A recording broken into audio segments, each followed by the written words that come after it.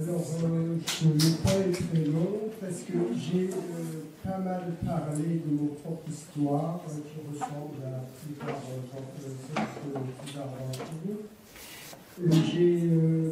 en cherchant sur Google l'ASE, un réseau de trafic d'enfants en France. Vous allez trouver beaucoup des vidéos sur YouTube. J'ai une chaîne YouTube.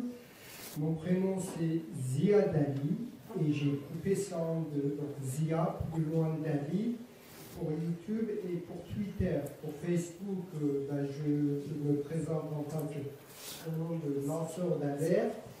J'ai aussi une pétition sur change.org où je raconte mon histoire qui ressemble en fait à la plupart d'entre vous. Alors, j'en veux à personne. Mon idée, c'est de chercher non seulement à porter mes propres gosses, j'ai 2 garçons d'aujourd'hui 9 ans et de 12 ans qui sont placés depuis 2011, mais aussi je souhaite apporter quelque chose pour des enfants qui n'ont pas de porte-parole. Il y en a beaucoup malheureusement. Donc l'idée, c'est de trouver des solutions pour tous les enfants placés qui sont victimes d'une maltraitance à l'aide sociale à l'enfance. Pour cela, j'ai écrit plus de 4200 pages de rapports et que j'ai largement diffusé dans l'administration, notamment une que j'ai publiée en 2015 qui s'appelle Derrière les murs de l'aide sociale à l'enfance, qu'il a fallu en fait qu'on a coupé tous mes liens avec mes enfants que je n'ai pas vus depuis 2015. Donc depuis 2015, j'ai pu juste organiser une visite clandestine à un de mes garçons, que j'ai découvert qu'il avait des problèmes de santé physique, ses dents étaient avancées, qu'il souffrait de mal de dents et de casse soignées. L'histoire est très longue, donc j'ai 4200 pages de courriers, de rapports écrits, qui sont tous reliés sous forme de choses-là. Pour vous dire très simplement que les enfants étaient placés parce que leur mère avait des problèmes psychiatriques, malheureusement ça arrive. Donc un bon jour, j'étais dans ma classe, je suis enseignant pour des adultes, et on m'appelle à 18h du soir en disant que votre femme est venue donc à l'ASE Chanteloup-Lévin et il a parlé des choses, donc on s'est rendu compte qu'elle n'était pas capable de partir avec 2 petits bouts de chou d'1 an et de 3 ans. Donc on les a retirés parce qu'on n'a pas pu vous joindre sur la ligne. Moi, c'est pas difficile de me joindre. Donc, parce que voilà, on n'a pas pu vous joindre, on les a mis dans 2 foyers différents, voilà leur adresse, mais vous ne pourrez pas les voir avant 15 jours où vous aurez une audience avec le juge pour enfants. Donc, au bout de 15 jours, j'ai vais à l'audience du juge pour enfants, j'apprends qu'il y a eu, maman était en cours de soins psychiatriques, qu'il a fait des allégations dans tous les couples en crise. Et que le juge m'a dit que ces allégations ont été classées sans suite. Elle a fait appel, et elle appelle aussi en 2011 les enfants. C'était en juin 2011, l'histoire était passée. En septembre 2011, tous les enquêtes et les expertises m'ont mis hors de cause. Un juge pour enfants ordonne que les enfants viennent à mon domicile. Donc l'aide sociale à l'enfance envoie avec un éducateur les enfants viennent dans la maison. Donc il y a un jardin, il y a un bateau gonflable dans le jardin, on remplit de l'eau, ils jouent là-dedans et ils partent sans que je me rende compte de rien. Par la suite, c'est-à-dire à partir de là, non seulement j'ai pas eu mes enfants à la maison, mais je ne vais pas raconter mon histoire parce que c'est long.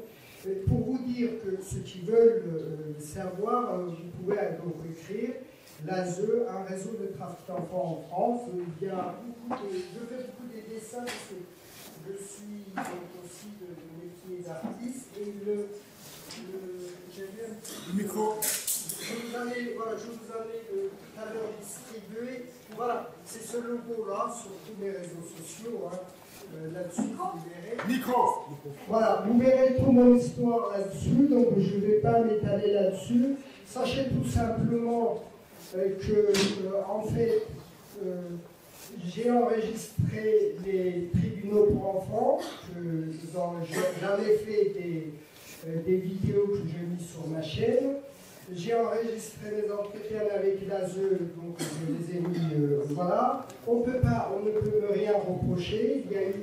L'ASE a fait plusieurs procès en pénal, donc j'ai été même voir des juges en référé qui m'ont dit, monsieur, rentrez chez vous, il n'y a rien à voir.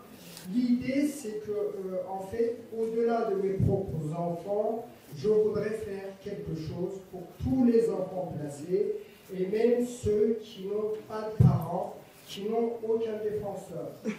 Parce que si ces horreurs se passent dans ces institutions, la cause principale, c'est qu'il n'y a pas de contradicteur. Parce que les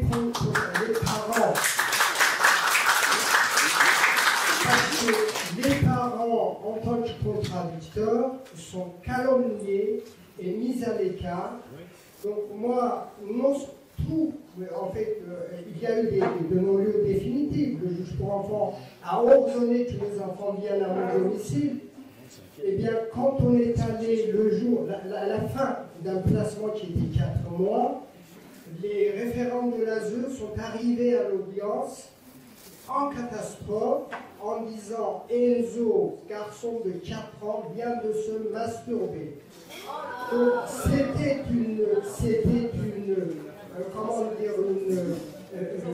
un moyen pour prolonger le placement. La fois d'après, quand nous sommes revenus pour en fait, c'était de la fin de placement, eh bien, quand c'était la fin de placement, la fois d'après, quand nous sommes venus à nouveau chez les juges pour enfants, eh bien, j'ai appris qu'il y a eu on appelle ça signalement d'enfants en danger. Alors, c'était quoi?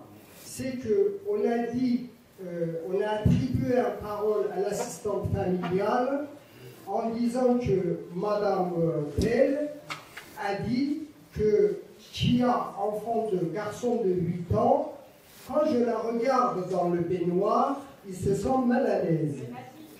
Eh bien, donc j'ai évidemment, voilà, donc on peut comprendre qu'un garçon de 8 ans peut se sentir mal à l'aise quand une femme l'observe dans son baignoire. Alors ensuite, il y a eu, donc à la suite de cette histoire, il y a eu la police qui a enquêté. Ils vont voir cette famille d'accueil et ils disent mais j'ai jamais dit ça.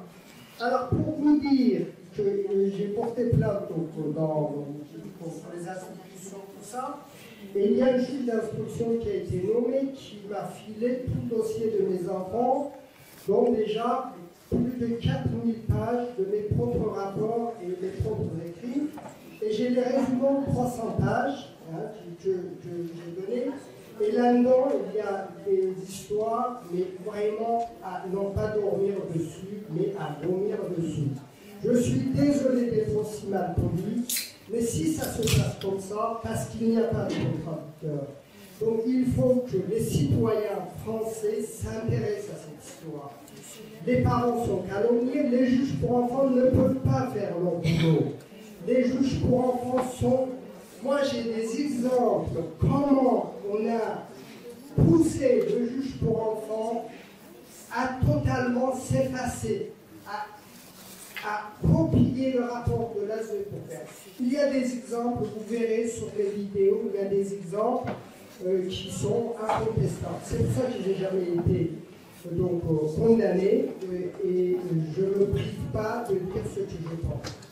Donc pour cela... merci. Voilà.